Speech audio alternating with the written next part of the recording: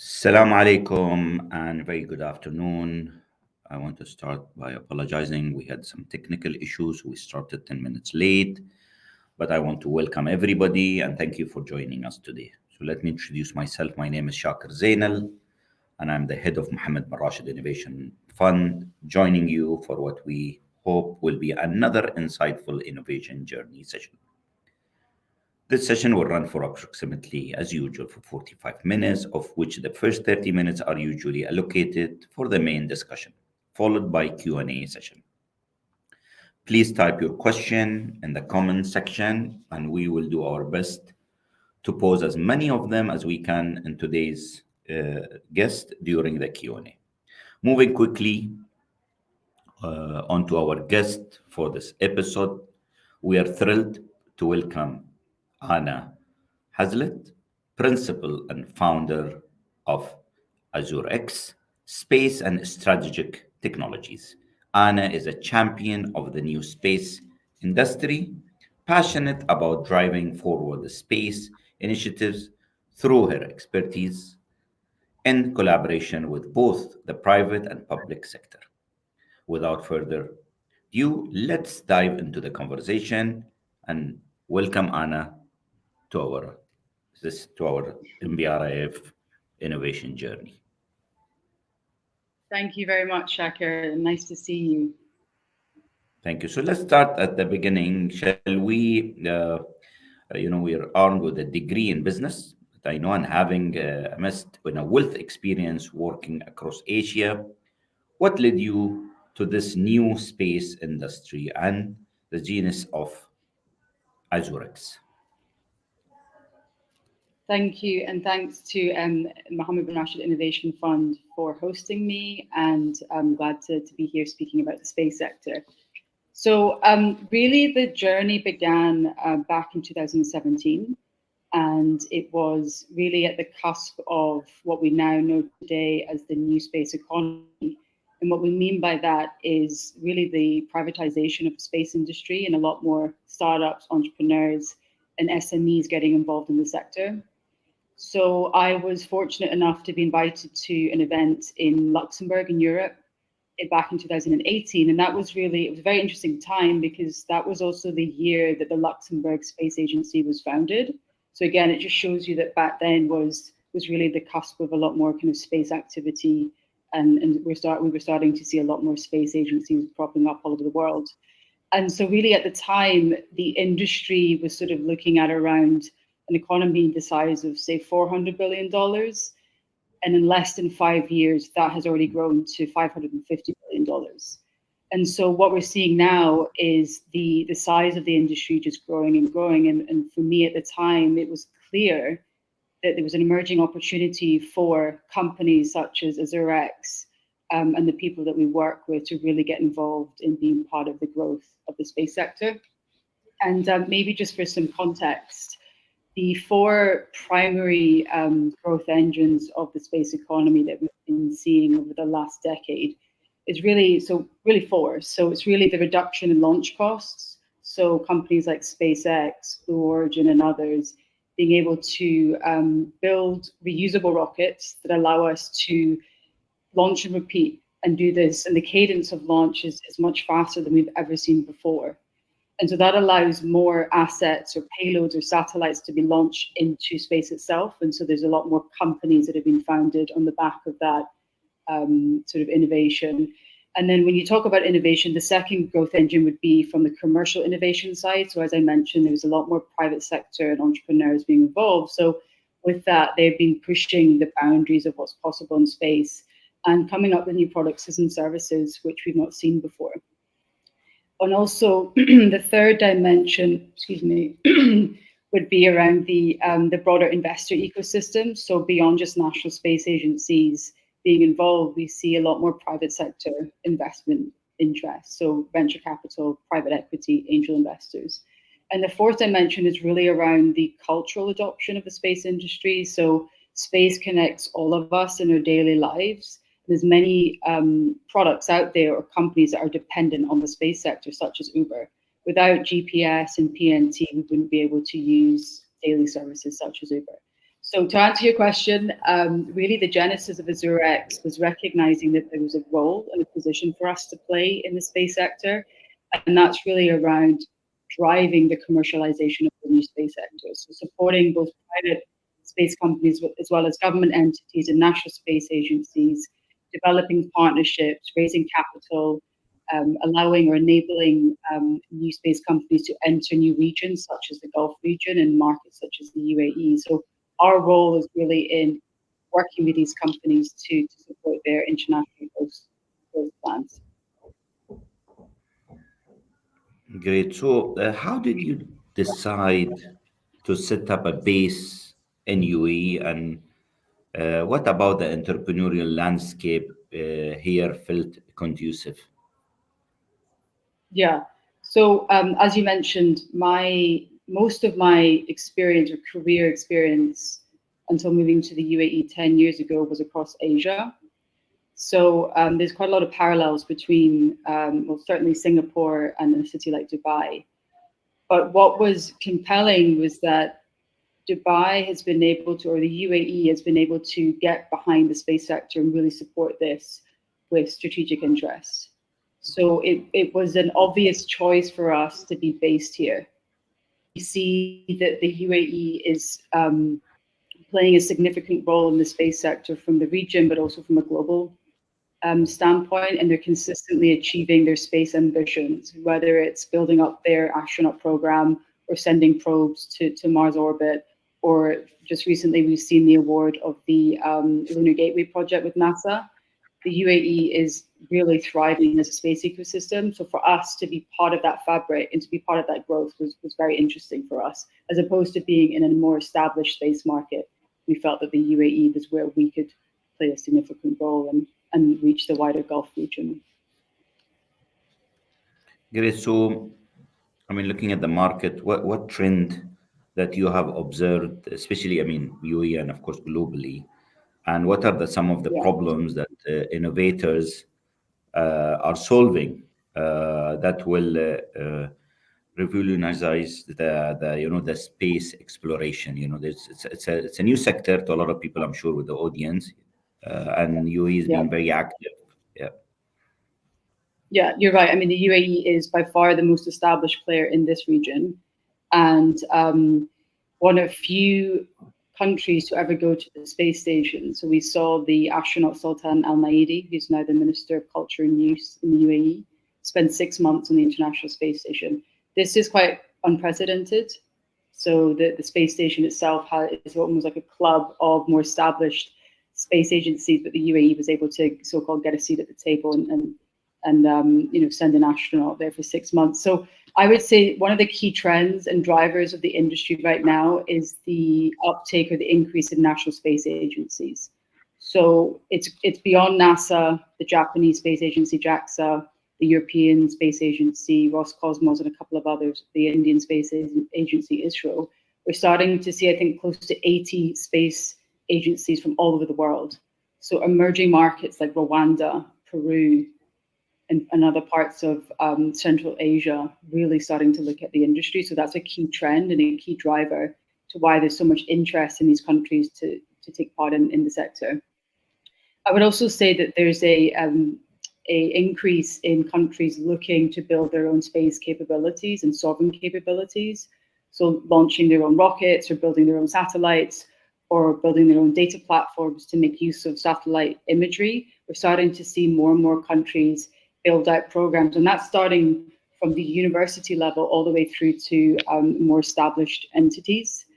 I think a point worth mentioning in terms of trends is when it comes to conflict. So when we've seen in the case of Ukraine, for instance, or even neighboring regional conflict, this is the first time we're really seeing the uptake of satellite services and being able to connect.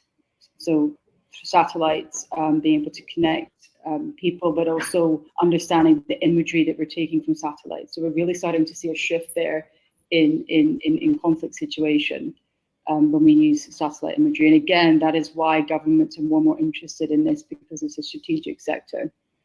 I would also point to, in terms of trends, the growth of commercial entities getting involved in a much bigger scale. And a good example of that is commercial space stations. So companies such as Blue Origin or Voyager or Axiom or others driving the commercialization of low Earth orbit and creating space stations. So again, not just in the hands of governments and national space agencies, but commercial entities are driving the space economy. Yeah, very interesting. So, what were some of, I mean, the biggest hurdles you faced when you started the AzurX, and how did you really overcome some of these challenges? And I mean, there are a lot of learning I'm sure you can share. I mean, some of the audience today who are wants to enter into this space sector. Yeah, yeah. It's a good question, and I was thinking about this obviously before this interview or this discussion, and it was interesting because AzurX was actually officially established in 2020, so it's 4 years this May, and we all know what happened in 2020, and I wasn't living in the UAE at the time, so really it was we established the firm remotely. And looking back, I would say that what helped us do that was establishing an unestablished economic zone in the UAE. So we chose Dubai International Financial Center for basically their, I would say, reputation as one of the leading financial centers in the region, if not the world, but also their ability to move quickly and encouraging startups and companies driving innovation. So we really met at the right time back in 2020. So that was good. And we had some good support from the Innovation Hub here to do all the necessary kind of, formation, etc. But I would say one of the challenges was back in 2020, 2021, when we started to look at bringing and engaging international space companies to the UAE or the Gulf, we were maybe too early for some of these technologies or companies. So think launch companies raising capital or companies looking to develop a private launch site. Back then, the UAE and other markets in the region were still getting to grips with their space strategy, their space policy, what was of interest, where they were looking to invest. So that was a bit of a challenge where we felt that maybe we were a little bit, well, it's in hindsight, but I would say in some respects early. But then we felt that the way to do sort of get around that is to build up more awareness about the sector. So we've run a number of workshops, technical briefings, private events to really kind of educate our stakeholder base as well as the general public. And in fact, we launched a campaign back during the Jubilee, the UAE Jubilee. And we launched a campaign where all over the schools across the UAE and the Emirates Post group was involved. And basically, the students were writing or drawing their vision of the UAE for the next 50 to 100 years. And those postcards were sent to space, returned, with a stamp flown in space and given back to the youth or the children that took part in that initiative. So it's initiatives like that that really drive public awareness. And we felt that we had a role to play in that. So yeah, I would say it's a continuous process. So I think that we still have more work to do as a space sector here and private space sector to build awareness and to get people understanding what the different technologies are capable, or the capabilities across the space sector. So still some work to do there.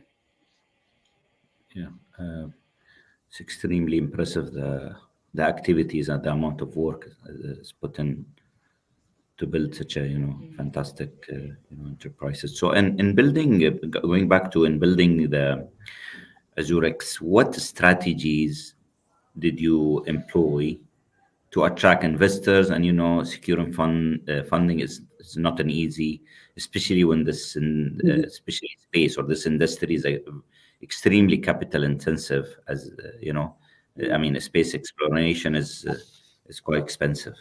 Yeah.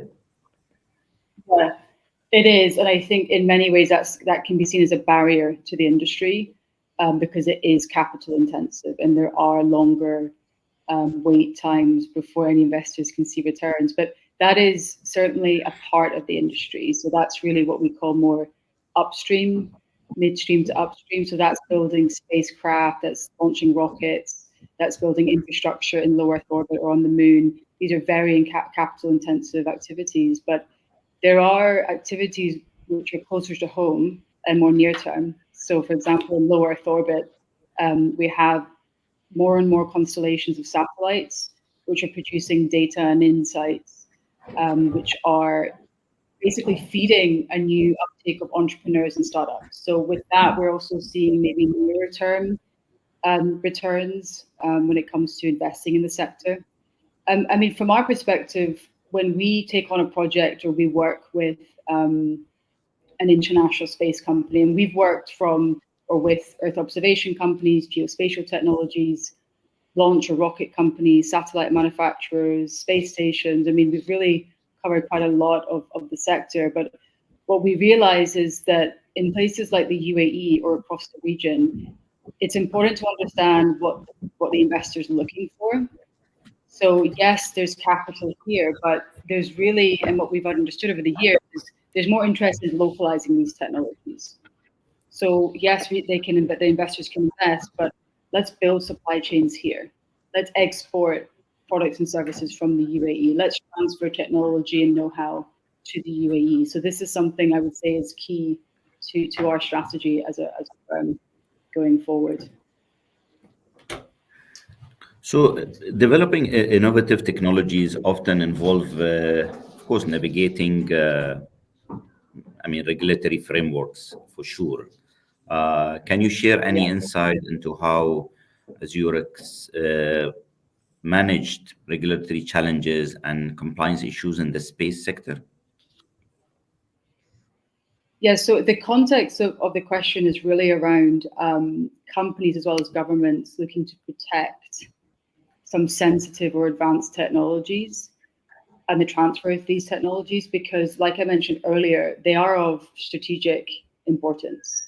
So there are, I would say in some cases, barriers to transferring this technology because of the protection mechanisms.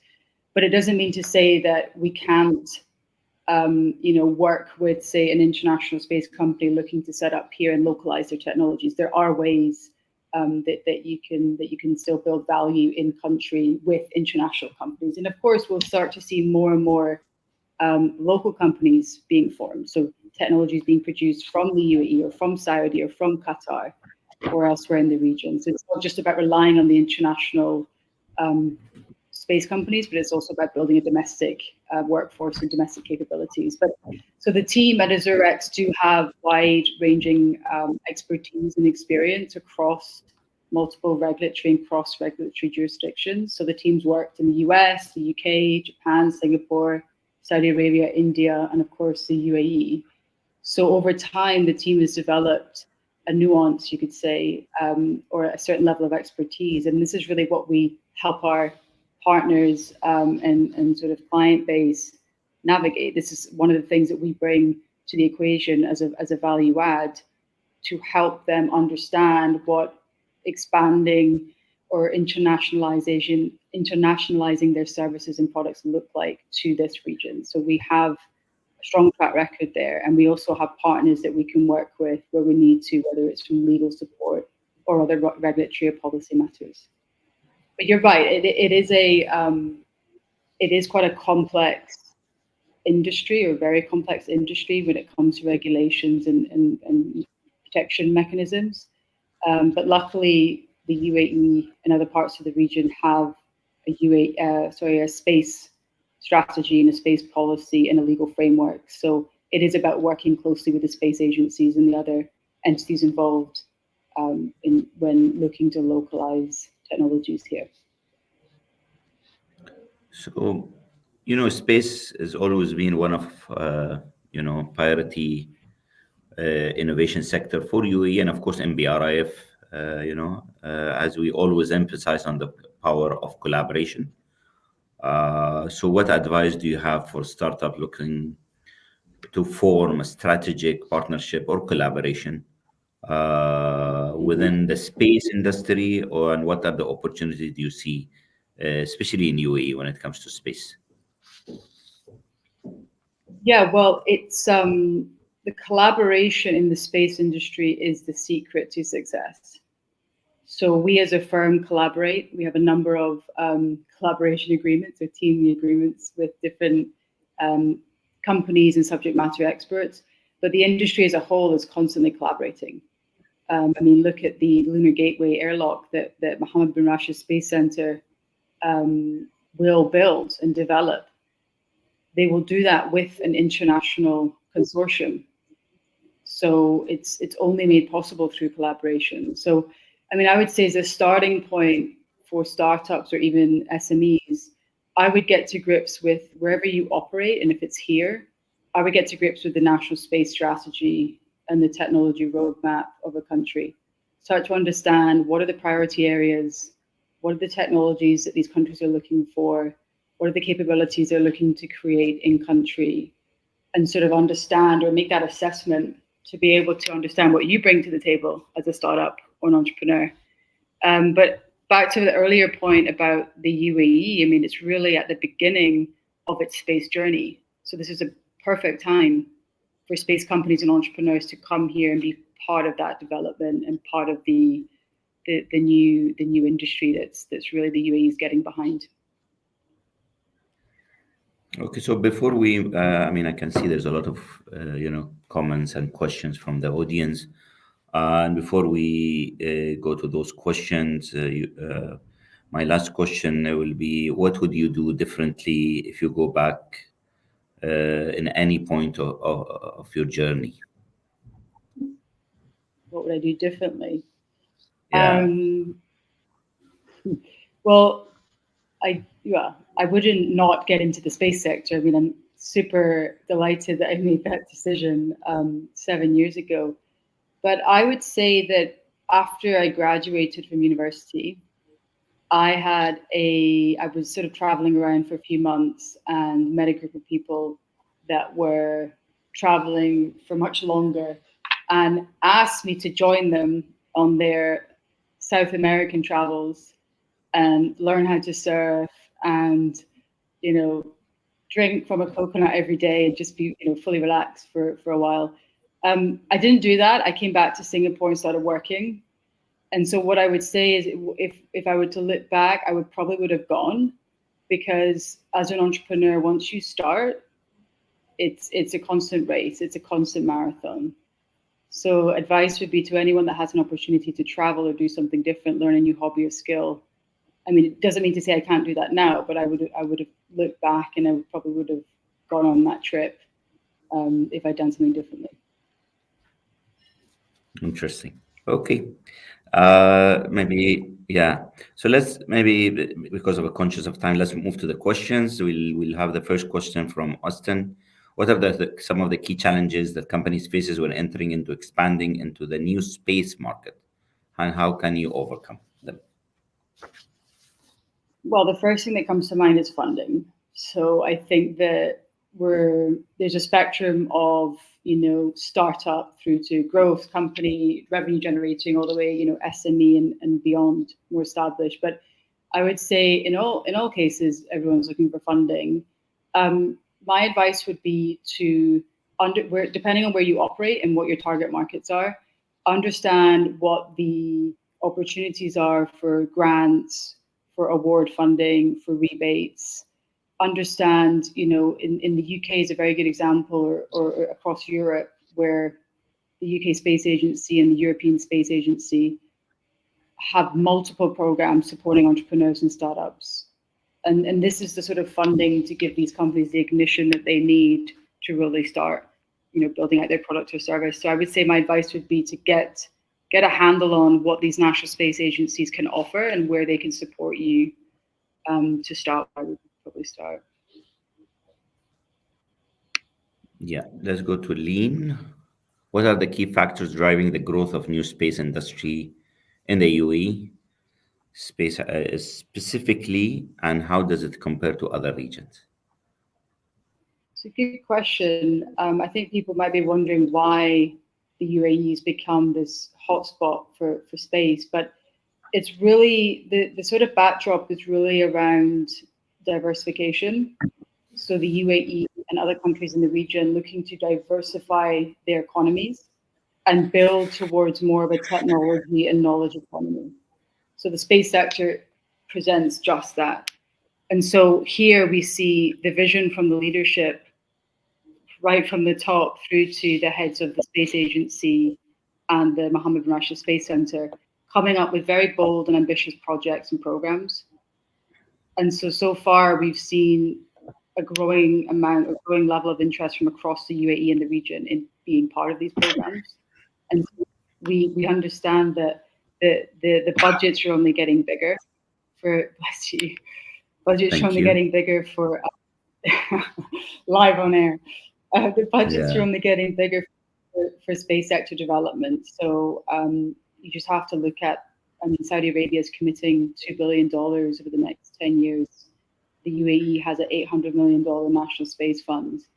The governments are seriously committed behind this, and it's really part of their roadmap. Okay.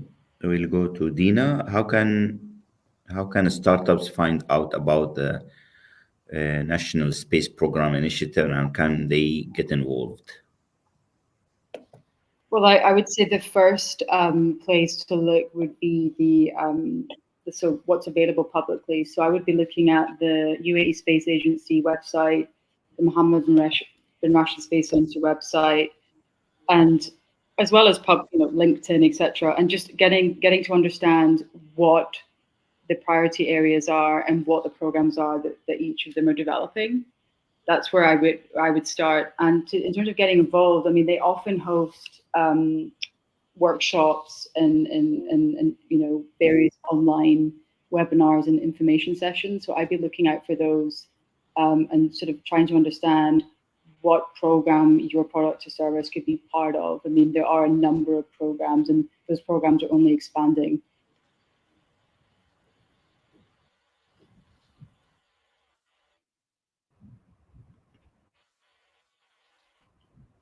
Okay. We'll go to the next one. It's from Muhammad. How does AzurX approach innovation and staying ahead of the curve in a rapidly changing market? Yeah, good question. So we have the core of the company is really around advice, so providing strategic advisory and consultancy services to private space sector as well as the public side of it, so national space agencies. But what we started to do last year is invest in space companies. So we have or are building a space ventures arm to AzurX. And so what we plan to do, what we are building is initiatives around certain themes of the space industry that we're interested in and syndicating interest, so inviting other people to co-invest with us on certain opportunities, investment opportunities. And so I would say that is, one way that we kind of differentiate between other more service providers. I would say that we're not just in the business of consultancy, but we're also in the business of venture building and investing across the space sector. And the third pillar really of our business is the Middle East Space Monitor. So that is a platform, it's the fastest growing digital platform that monitors all space and satellite activity across the Middle East region. And so every week we produce insights and we aggregate the key news. But that platform is going to soon build into more analysis and research and bespoke event different stakeholders. So that's another pillar that we've developed over the last couple of years. Okay. We'll go to Seema. How important is it for space startups in the UAE to have global outlook, and how can they effectively connect with the international space community? Yeah, it's a good question because you can be in the UAE in any industry and feel a bit isolated. So even though there's a lot of people, a lot of companies coming to the UAE for lots of different events and engagements, it's really the hotspot or the hub for lots of different industries these days. I would say reach out as much as possible. I would attend specific space events that seem interesting to your particular product or service. Travel to go meet other companies or universities even and understand what are some of the areas or partnership opportunities that present themselves. And so yeah, I would get on the road. I would even regionally, like I've just come back from Saudi Arabia where we saw Saudi Aramco's first ever space dedicated space event. So things are shifting. Be aware of these shifts and yeah, be mindful of the markets that you want to sell into or partner with and attend as many events as possible and network and get out there. Okay. So we'll go to Sarah. What unique opportunity does the UAE offer for space startup compared to other regions? I think there's a lot of question on the market, maybe, Yeah, opportunities and what's going around in UAE and the yeah, region. yeah. So I would say to kind of repeat myself slightly is that the UAE has a number of space programs. So these are evolving programs. So the Lunar Gateway Airlock, which is Mohammed bin Rashid Space Center. Mohammed bin Rashid Space Center also have their space ventures division as well, and they're very open to receiving startups and entrepreneurs to go in there and test their technologies and learn from the Space Center. The UAE Space Agency has its EMEA mission, so the Emirates mission to the asteroid belt. So that's going to be developed over the next 6 years. So that's a program that offers startups direct synergies or direct, I would say, startups could offer their services and products into these types of programs. And both the Space Center and the space agencies are extremely open to receiving information from startups where relevant. They're extremely open to receiving, and what they want to do through these programs is really build out the space ecosystem here, the private space ecosystem. These programs are designed to attract startups and larger companies to come here and help build and develop these types of programs. I hope that answers. Yeah. So we'll go to the last question. Uh, Andrea, thank you, Anna, for sharing your insight on such a rapidly evolving sector. Very powerful to see the woman spearheading and enabling UAE efforts in space leadership. So I think there is no question Thank here, you. and I think I totally agree with Andrea, and it's an excellent comment before we end this session. Thank you. That's great. Great. Thanks so much. What do So you think? What do you think, Shakar? Just maybe a question to you. What do you think about the space sector in the UAE from your point of view? again, I think representing MBRIF or even, I represent Emirates Development Bank. I think there's a lot of initiatives on a couple of sectors. Of course, definitely space is one of them, but there are a few more sectors that they are the future of the economy. So I think from the leadership to all the government entities to all the enablers, I think the government have put a lot of initiatives to build the ecosystem, especially around the space. So as you mentioned, few of them, and I think more to come. We have recently announced, I think, the first female, who is ready now to go to the Yeah, space. So to the there's a lot moon. happening. Yeah. Yeah, So I think it's all built from the schools and generations to come. I think the entire mindset has been changing to certain sectors that the government wanted. So I think huge opportunities. They can always reach out to yeah, MBRIF. We have extremely good connection. We can collaborate with a lot of entities within the government. You mentioned few of them, but 100% we were the leading country in the region, and we will always be there to support building this uh, yeah. sector. So again, you are one of were our key members, so we will definitely reach out to you for any future opportunities over there when it comes to we get inquiries about the about the sector a lot. Mhm. I'm confident that I've seen the growth of this sector rapidly growing. So the future is Yeah, promising. It's just you need to knock the right doors and find the right partners around you. agreed. Well said. Okay, so Okay. that seemed to be all what we have today. A very interesting subject. I really enjoyed it. A lot of things I've learned today also on the space. So thank Thank you, you. Anna, for your really invaluable times and insight, fantastic insights. And we will definitely collaborate. We'll continue being in touch with you. So I also wanted to thank all the audience. We have a lot of questions. We couldn't put all the question up there, but I wanted to thank them, thank all the audience again for joining us. And as usual, we always enjoy it, and I will request all the audience to look out for any announcement of our next innovation journey event coming soon. Until next time, thank you very much, Anna, and have a good day. Thank you, Shaka. See you soon. Thank you. Bye. Have a good day, man. Salam.